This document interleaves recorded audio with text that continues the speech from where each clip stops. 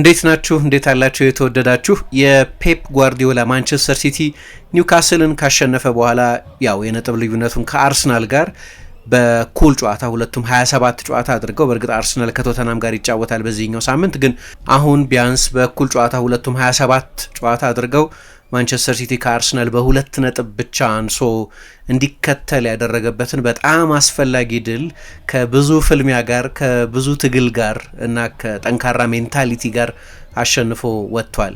በእርግጥ ኒውካስል በዚህ ሜዳ ያለው ሬከርድ በጣም ደካማ ነው። ከ2006 በኋላ በዚህ ስቴዲየም ነጥብ አግኝቶ አያውቅም። አሁን 2026 ላይ ነው ያለነው፣ ላለፉት 20 ዓመታት ማለት ነው። በፕሪሚየር ሊግ ታሪክ አንድ ቡድን ለዚህን ያህል ድግግም ወደ ሌላ ቡድን ሜዳ ሄዶ ነጥብ ሳያገኝ የቆየበት የጊዜ ርዝመት የለም። ስለዚህ ለኒውካስል ጥሩ ስፍራ አይደለም ኤቲሃድ።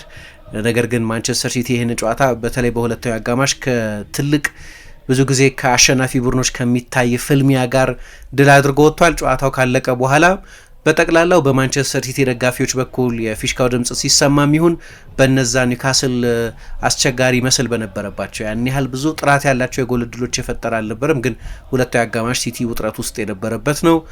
ነገር ግን ደጋፊዎቹ ጓርዲዮላ ከጨዋታው በኋላም እንደተናገረው የሆነ ትልቅ ነገር ሊመጣ እንዳለ ሴንስ እንዳደረጉ አይነት ሌላ ጊዜ ኤቲሃድ መቼስ በድጋፍ ሙቀቱ በጓርዲዮላ ጭምር ሲተች ሰምተን እናውቃለን፣ በአብዛኛው በቻምፒየንስ ሊግ በሊግም ጨዋታዎች ጭምር። ነገር ግን ይሄኛው ስቴዲየም ላይ የነበረው የስቴዲየሙ አትሞስፌር በጣም የተለየ እንደሆነ እንዲሁ በቴሌቪዥን በማየት ብቻ መረዳት ይቻላል። ከጨዋታው በኋላም በተጫዋቾቹ መካከል የነበረው ስሜት ጨዋታው ሲጠናቀቅ በአንፊልድ አይታችኋል።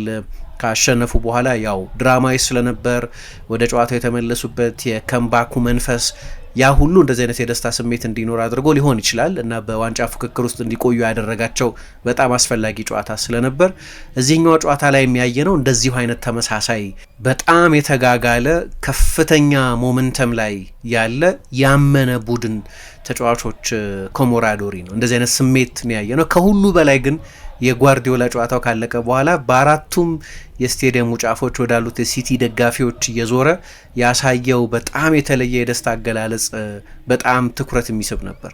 ጓርዲዮላ የምታውቁት አሸናፊ አሰልጣኝ ነው። ቡድኖቹን በሚሰራበትም ጊዜ ከቅድመ ውድድር ዘመን ዝግጅት ጊዜ ጀምሮ ቡድኖቹ በፐርፎርማንስም በአካልም ፒክ እንዲሆኑ የሚፈልገው ከፌብሩዋሪ በኋላ ባሉት የመጨረሻዎቹ 3 ወራት ነው። ከዚህ እስከ ግንቦት ድረስ ባሉት 3 ወራት ነው እና ያንኑ መልክ ማየት የጀመርን ይመስላል።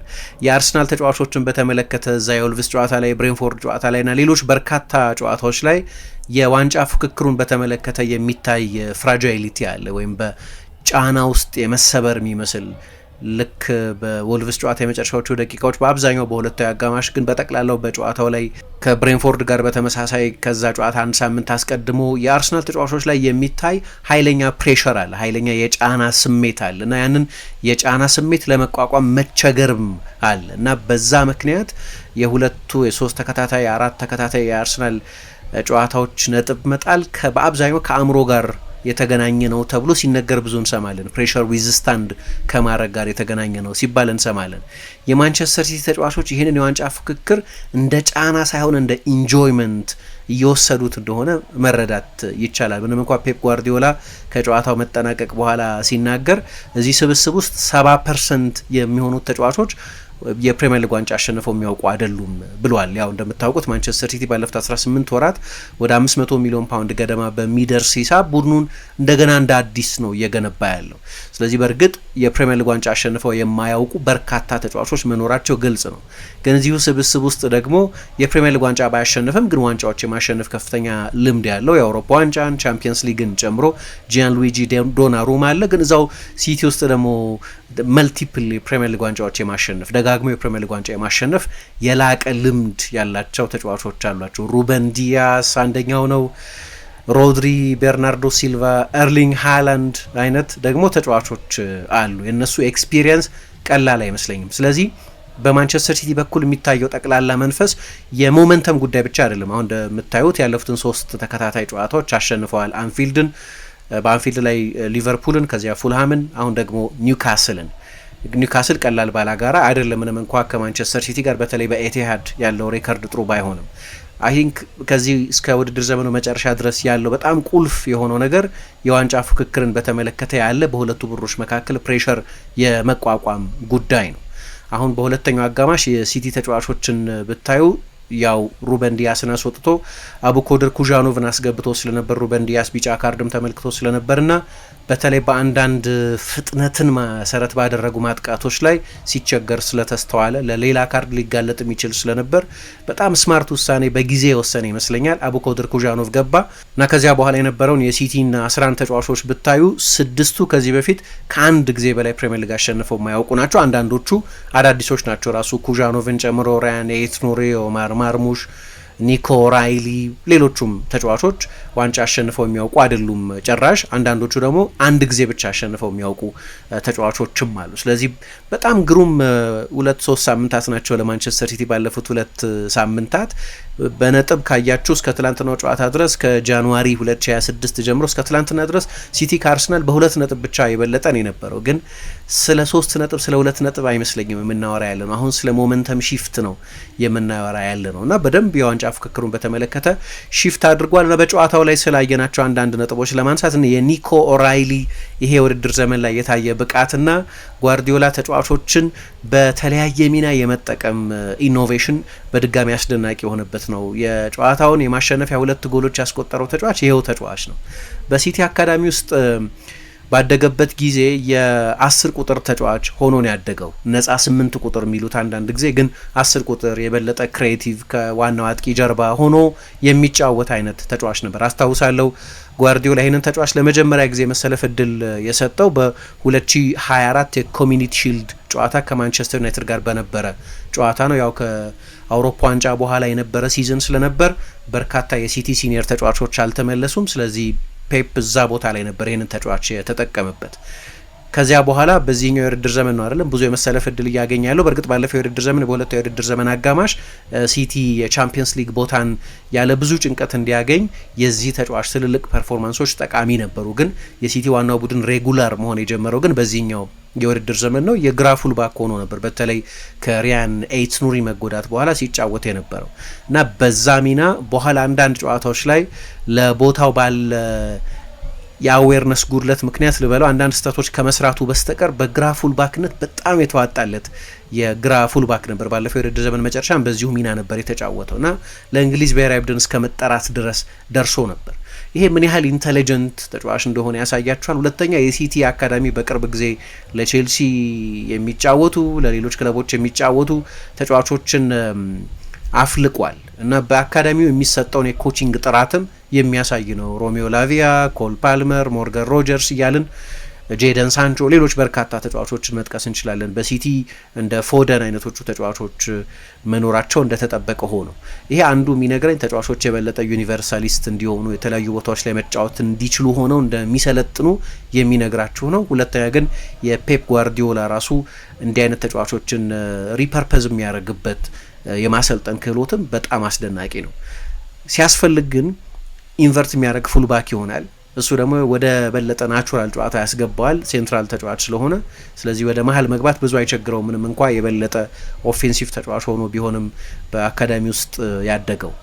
ሌላ ጊዜ ደግሞ እንደ አፕ ኤንድ ዳውን ኮንቬንሽናል ፉልባክ ይጫወታል። ላይታች እያለ ኦቨርላፕ እያደረገ እየተመለሰ እንደሚጫወት ክሮስ እንደሚያደርግ አይነት በጣም ግሩም ፍጥነት ያለው ያንን ኮሪደር ለብቻው ዶሚኔት ማድረግ እንደሚችል ጀረሚ ዶኩ ወደ ሴንትራል ቦታዎች የሚገባ ከሆነ እሱ የውጭኛውን ኮሪደር ይዞ እንደሚጫወት በጣም ፈጣን ፉልባክ ሆኖ ይጫወታል።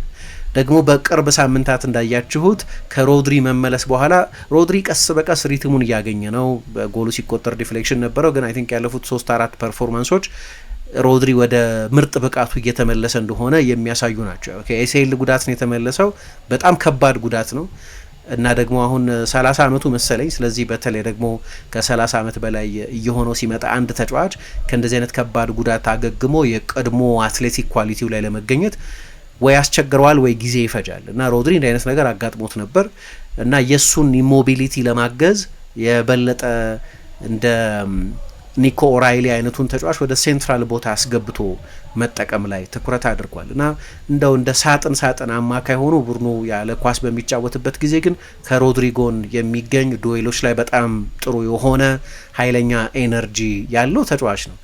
ደግሞ በቅርብ ጊዜ የጨመረው አንደኛው ነገር በእርግጥ ሁልጊዜም የማጥቃት አማካይ ሆኖ ነው ያደገው፣ በጎሎች ላይ ያለው አደገኝነት ነው እና ትላንትና 2 ጎሎች አስቆጥሯል። እንግዲህ ቅድም እንዳነሳሁት ሲቲ እንደገና ቡድኑ ሪቢልድ እያደረገ ነው፣ ትራንዚሽናል ሲዝን ይመስላል እንላለን።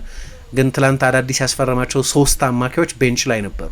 ስለዚህ ባለፉት 18 ወራት ምናልባት ከምርጦቹ የሲቲ ፈራሚዎች አልበላው ፈራሚ ስላልሆነ በአካዳሚ ውስጥ ያደገ ተጫዋች ስለሆነ፣ ነገር ግን አዲስ የቡድኑ አባል የዋናው ቡድን አባል ተደርጎ ሊጠቀስ የሚችል ይመስለኛል። ራያን ሼርኪ፣ ቲዣኒ ሬይንደርስና ኒኮ ጎንዛሌዝ ቤንች ላይ ነበሩ ትላንትና። እነዚህ ሁሉ አዳዲስ ተጫዋቾች ናቸው። ግን ከነሱ በላይ አሁን የሲቲ በጣም ወሳኝ ተጫዋች መስሎ እየመጣ ያለው እርሱ ነው። በጣም አስደናቂ እድገት እያሳየ ያለ በተለያዩ ቦታዎች ላይ መጫወት የሚችል የዓለም ዋንጫም ሲመጣ የእንግሊዝ ብሔራዊ ቡድን አሰልጣኝ ቶማስ ቱኸል እንደሚጠሩት ከሞላ ጎደል እርግጠኛ መሆን የሚቻልበት ትልቁ ጥያቄ የቱ ጋር የሚጠቀሙበት ካልሆነ በስተቀር እንግሊዝ የግራ ፉልባክ ችግር አለባት። እዛ ቦታ ላይ ነው ወይስ ተጫዋቹ በሌሎች ቦታዎች መጫወት እንደሚችል ቅድም እንደጠቀስኩት በማሳየቱ ምክንያት አሰልጣኙ የቱ ጋር ይጠቀሙበታል ካልሆነ በስተቀር የማንቸስተር ሲቲ የዋንጫ ፉክክርን ቻርጅ እያደረገ ያለ ተጫዋች ነውና 2 የተለያየ ባህሪ ያላቸው ከ2 እንደ ስፕሊት ስትራይከር ነው ሁለቱን የተጠቀመባቸው ኤርሊንግ ሃላንድ ነው ኦማር ማርሙሽን። የመጀመሪያው ጎል ከማርሙሽ ነው የመጣው ከረጅም ድሪብሊንግ በኋላ፣ ሁለተኛው ከሃላንድ ክሮስ የመጣ ነው በጭንቅላቱን ያስቆጠረው። ሳይዙ ትልቅ ነው፣ ረጅም ነው፣ የአየር ላይ ኳስ ጎሎች ማስቆጠር ይችላል። አይ ቲንክ የመጀመሪያ ጎሉን ሲያስቆጠርም አስታውሳለሁ የዛሬ ዓመት በጭንቅላቱ ነበር ጎል ያስቆጠረው። እሱ አንድ ትልቅ ናቹራል ኮምፖነንቱ ነው በቁመቱ በመርዘሙ ምክንያት ያንን በሚገባ ይጠቀምበታል። አትሌቲክ ነው፣ በጣም አስደንቆኛል እኔ በጨዋታው ላይ። ሁለተኛው ኤርሊንግ ሃላንድ ነው። የኤርሊንግ ሃላንድን መድከም ስናነሳ ነበር። መድከም የፎርም ጉዳይ ብቻ ሳይሆን ያው ብዙ ጨዋታ በመጫወቱ ምክንያት በፕሪሚየር ሊግ ከአውትፊልድ ተጫዋቾች መካከል 5ኛው ብዙ ደቂቃ የተጫወተው ተጫዋች ነው። ጓርዲዮላም ራሱ ተጫዋቹም ስለ መዛል ስለ መድከም ይናገሩ ነበር። ይሄ ጨዋታ ግን አይ ቲንክ ሃላንድ ማንቸስተር ሲቲ በዲተርሚኔሽን ሻምፒዮን ለማድረግ እንደሚፋለም ሁሉንም ነገር ለመስጠት ዝግጁ እንደሆነ ተጫዋች ነው ጨዋታው ላይ የተጫወተው። አንዳንድ ኢንትረስቲንግ ነገሮች አይተናል። 42 ጊዜ ኳስ ነክቷል በዚህ ጨዋታ ላይ ና ኤርሊንግ ሃላንድ 2022 ላይ ነው ከቦሩሲያ ዶርትሙንድ ወደ ማንቸስተር ሲቲ የመጣው። አንድ የምናውቀው ስለ ሃላንድ የሎተች ተጫዋች መሆኑን ነው። ይሄ በመጠኑ የሚነግረን አንድ ነገር አለ። የሎተች ተጫዋች መሆን ለፕሪሚየር ሊግ 9 ቁጥሮች ብዙ እንግዳ ነገር አይደለም። በጠቅላላው ለዚህ ዘመን ሞደርን 9 ቁጥሮች እንግዳ ነገር አይደለም። አሌክሳንደር ኢሳቅ እንደዛ ነው፣ ቪክቶሪዮ ኬሬስ እንደዛ ነው። ብዙ ኳስ ማይነኩ 9 ቁጥሮች አሉ። ሃላንድ የነሱ ሁሉ ማስተር ነው እና ያንን ሚኒማሊስት ችሎታ ብዙ ጊዜ ስናደንቅ ቆይተናል። እኔ ለነገሩ በመጠኑ ሰልፍለስ ተጫዋች መሆኑን ከፍተኛ ኢጎ የሌለው ተጫዋች መሆኑን ያሳያል። ምክንያቱም ተጫዋቾች በሱ ደረጃ ያሉ ተጫዋቾች ኳስ መንካት ይፈልጋሉ። ስለዚህ በኢጎቲስቲካል በሆነ ምክንያትም ጭምር ማለቴ ነው። አንዳንድ ጊዜ ተጫዋቾች በቃ የራሳቸውን ሊሚት ማወቃቸው ለቡድኑ የበለጠ የሚጠቅመው ነገር ማድረጋቸው አስፈላጊ ሆኖ ግን በኢጎቲስቲካል ምክንያት ኳስ ለመንካት የሚመጡ ተጫዋቾች አሉ፣ ያለ አትሪቢዩታቸው ያለ ችሎታቸው። ኤርሊንግ ሃላንድ ስለ ጥንካሬዎቹ በሚገባ እውቀት አለው። ኳስ ከነካም የቱ ጋር መንካት እንዳለበት በሚገባ የሚያውቅ ተጫዋች ነው። ስለዚህ እሱ ራሱ የራሱን ፐርስፔክቲቭ ይፈልጋል። ነገር ግን ትላንትና 42 ጊዜ ነው ኳስ የነካው። 42 ጊዜ ማለት አሁን እንግዲህ ወደ 4 ዓመት ገደማ ሆኖ አይደለም ወደ ሲቲ ከመጣበት ጊዜ ጀምሮ በአንድ ጨዋታ 42 ጊዜ ኳስ ነክቶ አያውቅም። ምን ያህል ኢንቮልቭድ እንደነበር የሚያሳይ ነው። ከሁሉ በላይ ደግሞ በመከላከል በኩል የነበረው ተሳትፎ በቆመ ኳስ ጊዜ ይሁን በሪከቨሪ ጊዜ ይሁን ፍልሚያዎች ለማሸነፍ በነበረው ዴዲኬሽን ይሁን ሁሉን ነገር ሲሰጥ የነበረበት ነው። ጎል አላስቆጠረም፣ ግን ለጨዋታው ማሸነፊያ ጎል አሲስት ያደረገው እሱ ነው። ሃላንድን ጎል ከማስቆጠር ጋር ብቻ አሶሴት ማድረጋችን የተለመደ ነው። የጎል አስቆጣሪ ማሽን አድርገን መረዳታችን የተለመደ ነው እንደምታውቁት። ነገር ግን በፕሪሚየር ሊግ አሁን ከብሩኖ ፈርናንዴዝ ቀጥሎ ብዙ አሲስት የሰጠው ተጫዋች ኤርሊንግ ሃላንድ ነው። ብዙ ስለ ክሬቲቪቲ አይወራለትም።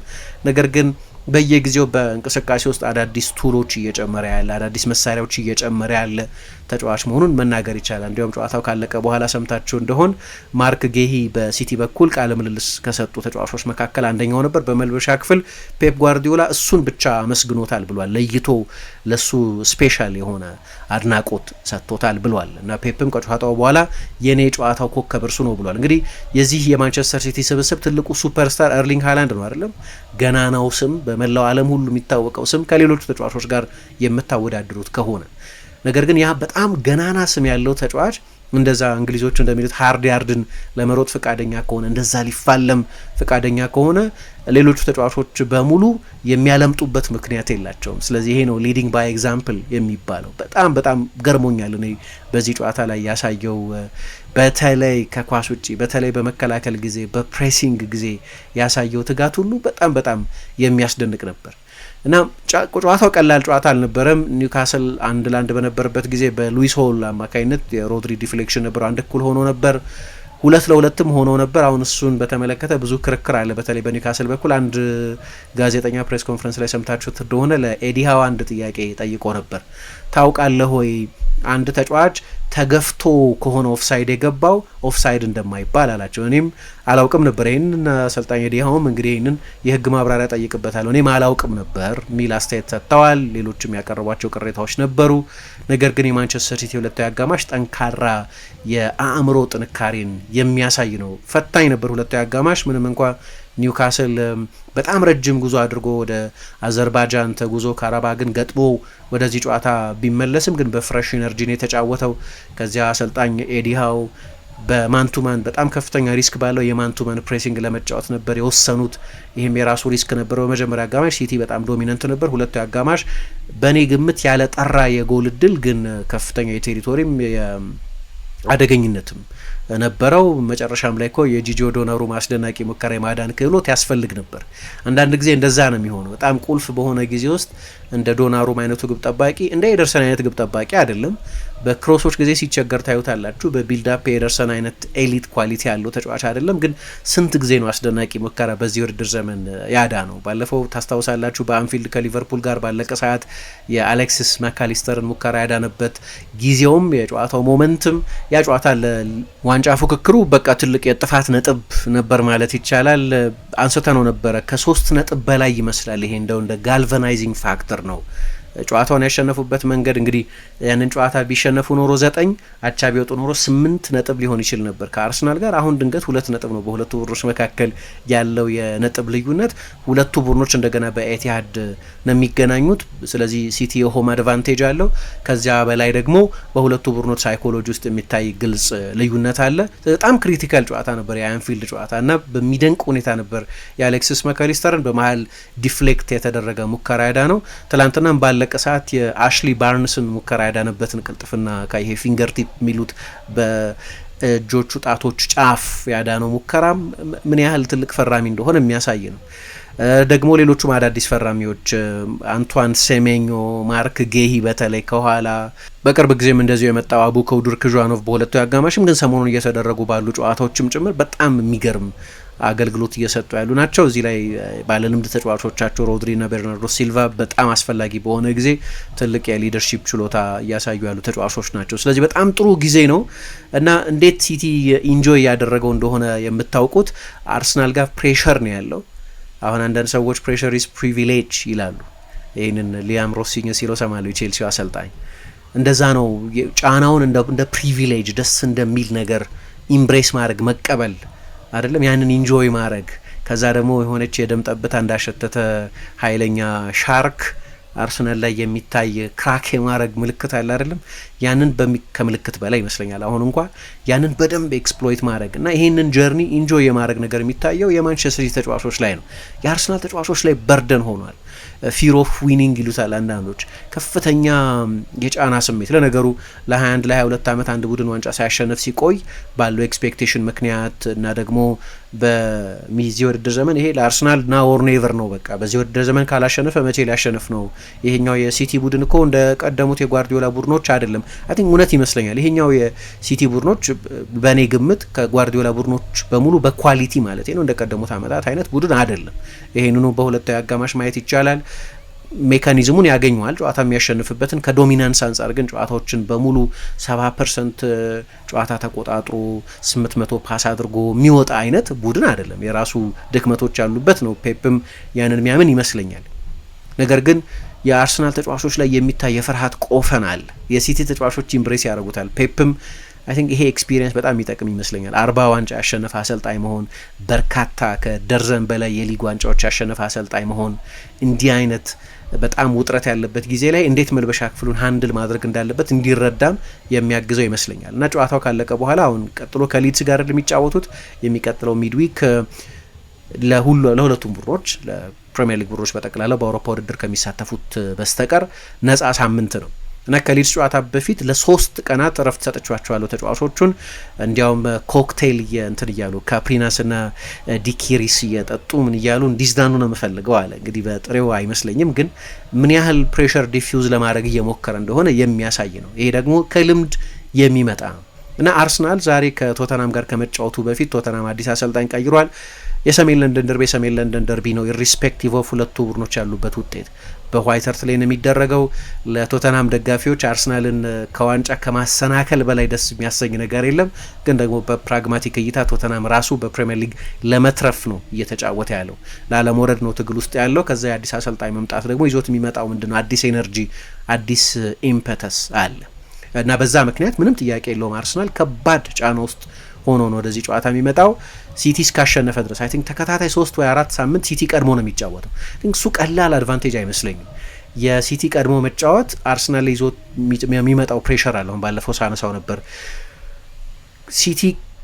አርሰናል ሲቲን ቀድሞ ሲጫወት ጨዋታዎች ያሸንፋል። ሲቲ ቀድሞ ሲጫወት ግን ቢያሸንፍም ባያሸንፍም አንደኛው ማንቸስተር ሲቲ በማሸነፉ ምክንያት የግድ ሪስፖንድ ማድረግ አለብኝ የሚል ፕሬሸር ነው። ሲቲ ካላሸነፈ ደግሞ አሁን ነው አጋጣሚው፣ በቃ ይህንን ጨዋታ ማሸነፍና ያንን አድቫንቴጅ ኤክስፕሎይት ማድረግ አለብኝ የሚል ፕሬሸር ነው። ሁለቱም ፕሬሸር ነው። የጫናው አይነት የተለያየ ይሁን እንጂ አሁን ደግሞ ሲቲ በተከታታይ ቀድሞ ነው የሚጫወተው። በሚቀጥለው ሳምንት አርሰናል ከቼልሲ ጋር ከመጫወቱ በፊት ነው ወደ ኤላንድ ሮድ ሄዶ ከሊድስ ጋር የሚጫወተው። በወረቀትም ደረጃ ስታዩቸው የሲቲ ቀጣዮቹ ጨዋታዎች ከሊድስ በኋላ ከኖቲንገም ፎረስት፣ ከዛ በኋላ አይ ቲንክ ከዌስትሃም፣ ከዛ በኋላ ነው የሊግ ካፕ ፍጻሜ ከአርሰናል ጋር የሚደርሰው። አርሰናል በዛ መሀል ቢያንስ 2 የለንደን ደርቢ ጨዋታዎች ያደርጋል። ከዛ በኋላ ወደ ብራይተን ይሄዳል እና ከኤቨርተን ጋር ይጫወታል። እነዚህ ሁሉ ጨዋታዎች ቀላል ጨዋታዎች አይመስሉኝም። ለነገሩ እንደዛ ነው የሚያደርገው። የዋንጫ ፍክክር ላይ አንድ ቡድን መንገራገጭ ሲጀምር ለምሳሌ ሲቲ የሚያደርጋቸውን ጨዋታዎች በሙሉ የሚያሸንፍ ይመስላል በፎርሙ ምክንያት፣ እየፈጠረ ባለው ሞመንተም ምክንያት። አርሰናል ደግሞ አሁን ባለበት ለነገሩ ከወልቭስ ጋር ከዚህ በፕሪሚየር ሊግ ቢያንስ በስታቲስቲካዊ አነጋገር በፕሪሚየር ሊግ በታሪክ ከደካሞቹ ቡድኖች ጋር በእንደዛ አይነት ሁኔታ ነጥብ ከጣለ ሌሎቹ ጨዋታዎች በሙሉ ከወልቭስ ጨዋታ የከበዱ ናቸው። ምክንያቱም ወልቭስ 20ኛ ስለሆነ።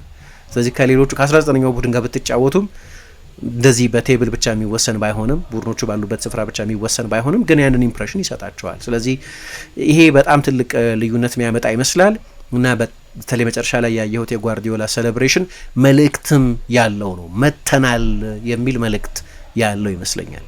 ጓርዲዮላ ብዙ ያሸነፈ፣ ብዙ የሚያውቅ፣ ብዙ ልምድ ያለው አሰልጣኝ ነው። ስለዚህ የሆነ ሊያስተላልፈው የፈለገው መልእክትም አለ።